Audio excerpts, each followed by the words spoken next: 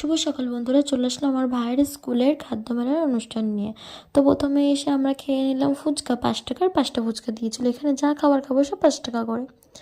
তো অন্য জায়গায় 5 টাকা 3টে ফুচকা দিচ্ছিলো, এখানে 5 টাকা 5টা ফুচকা দিয়ে দিয়েছিলো। খাওয়ার পর আমরা চলে আসলাম চাউমিন খেতে। 5 টাকার চাউমিন। ভাই আর আমি নিলাম চাউমিন।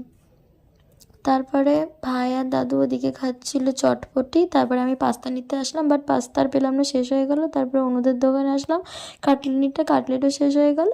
তারপরে এখন স্যারেরা প্রাইজ দেওয়ার জন্য সব দোকানে দোকানে গিয়ে গুনছে কার কত টাকা হয়েছে না হয়েছে। বেশি খাবার খেতে পারিনি, কারণ আমাদের ওই বাড়িতে নেমন্তন্ন ছিল, আজকে শ্রাদ্ধ ছিল। তো ওখানে খেয়ে দিয়ে এসেছি, আর পেটে জায়গা নেই।